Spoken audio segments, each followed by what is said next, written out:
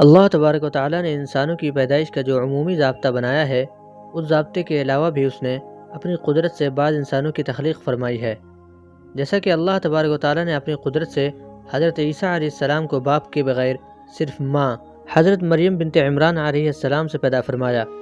اس کا ذکر ہمیں قرآن میں ملتا ہے۔ سورہ آل عمران آیت نمبر 59 میں اللہ تبارک و تعالیٰ ارشاد فرماتا ہے، ان مثل عیسیٰ عند اللہ کمثل آدم خلقہ من تراب ثم قال له کن فیکون۔ ترجمہ: اللہ کے نزدیک عیسیٰ علیہ السلام کی مثال آدم جیسی ہے۔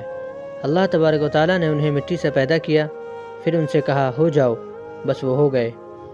جس طرح خدا نے آدم کو مٹی سے پیدا کیا اور اسے کہا ہو جا اور وہ ہو گیا، اسی طرح اللہ تبارک و تعالیٰ نے اپنے کلمہ کن سے حضرت عیسیٰ علیہ السلام کو پیدا کیا۔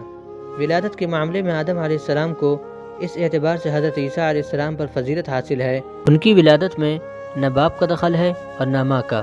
تو نصارہ یعنی عیسائی حضرت آدم کو معبود نہیں مانتے، تو آخر حضرت عیسیٰ علیہ السلام کو کیسے معبود بنا بیٹھے؟ قرآن و حدیث کی روشنی میں تمام مسلمانوں کا یہ ایمان ہے کہ حضرت عیسیٰ علیہ السلام اللہ کے رسول اور نبی ہیں۔ حضرت عیسیٰ علیہ السلام کی تاریخ ولادت کے متعلق کوئی تحقیقی بات کسی بھی مذہب کی مستند کتاب میں موجود نہیں ہے، حتیٰ کہ عیسائیوں کی کتاب میں بھی یہ ذکر نہیں ہے کہ 25 دسمبر کو حضرت عیسیٰ علیہ السلام کی پیدائش ہوئی، لیکن کسی دلیل کے بغیر ہی عیسائیوں نے 25 دسمبر کو حضرت عیسیٰ علیہ السلام کی تاریخ پیدائش تسلیم کر لی ہے۔ سورہ مریم آیت نمبر 25 میں ہے کہ اللہ تبارک و تعالیٰ نے حضرت عیسیٰ علیہ السلام کی پیدائش کے فوراً بعد حضرت مریم سے کہا کہ تم کھجور کے تنے کو اپنی طرف ہلاؤ، اس میں پکی ہوئی تازہ کھجوریں تم پر جھڑیں گی، اس کو کھاؤ۔ ساری دنیا جانتی ہے کہ کھجوریں سردیوں کے موسم میں نہیں بلکہ گرمیوں کے موسم میں پکتی ہیں۔ اس کے علاوہ اور بھی متعدد دلائل ہیں جن سے معلوم ہوتا ہے کہ حضرت عیسیٰ علیہ السلام کی پیدائش گرمیوں میں ہوئی۔ حضرت عیسیٰ علیہ السلام کے متعلق عیسائیوں کے چند باطل عقائد۔ نمبر 1، عیسائیوں کا عقیدہ ہے کہ حضرت عیسیٰ علیہ السلام اللہ تبارک و تعالیٰ کے بیٹے ہیں، اعوذ باللہ، جبکہ قرآن و حدیث کی روشنی میں پوری امت مسلمہ کا اتفاق ہے کہ اللہ تبارک و تعالیٰ کا کوئی بیٹا یا کوئی بیٹی نہیں ہے، جیسا کہ اللہ تبارک و تعالیٰ نے قرآن کریم میں متعدد مرتبہ اس کے متعلق وضاحت فرما دی ہے۔ سورۃ الاخلاص میں بھی اللہ تبارک و تعالیٰ نے عقید توحید کو علی الاعلان ذکر فرما دیا کہ اللہ تعالیٰ کی نہ کوئی اولاد ہے اور نہ وہ کسی کی اولاد۔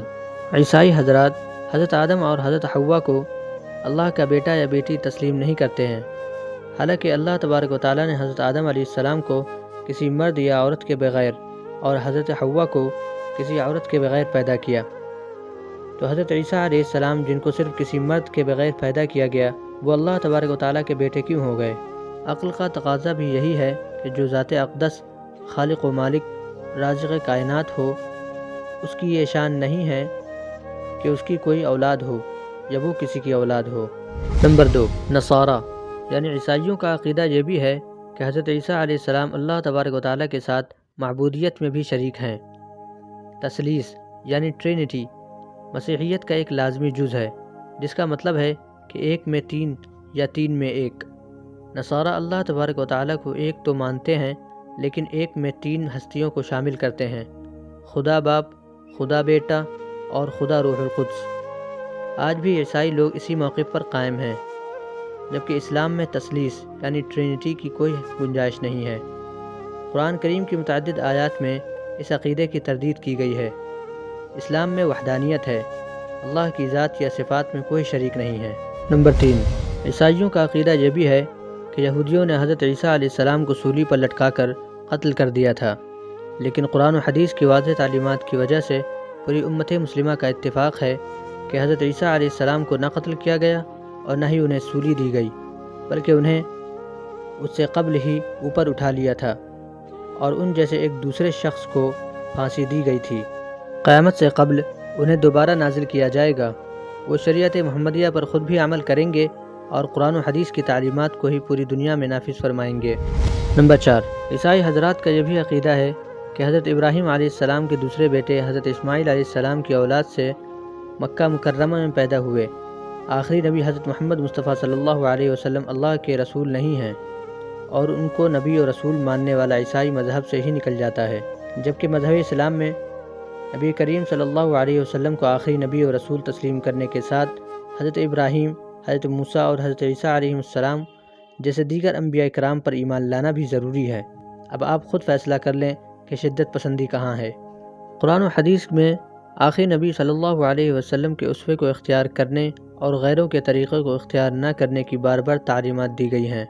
اس لیے ہمیں 25 تاریخ کی رسومات اور اس طرح کی دیگر رسومات سے بچنا چاہیے، کیونکہ تمام نبیوں کے سردار حضرت محمد مصطفیٰ صلی اللہ علیہ وسلم اور صحابہ اکرام، اسی طرح مفسرین، محدثین اور علماء اکرام سے سال کی ابتدا حتیٰ کہ ہجری سال کے شروع ہونے پر بھی مبارکباد پیش کرنا ثابت نہیں ہے، مگر 25 دسمبر کو میری کرسمس کہہ کر مبارکباد پیش کرنا 100% ایک مذہبی مسئلہ ہے۔ جس عقیدے کے ساتھ عیسائی لوگ میری کرسمس کہہ کر کرسمس ڈے مناتے ہیں وہ اسلامی تعلیمات کے سراسر خلاف ہے، کیونکہ عیسائی حضرات کا عقیدہ ہے کہ 25 دسمبر کو حضرت عیسیٰ علیہ السلام کی پیدائش ہوئی اور اللہ تبارک و تعالی حضرت عیسیٰ علیہ السلام کے باپ ہیں، نعوذ باللہ۔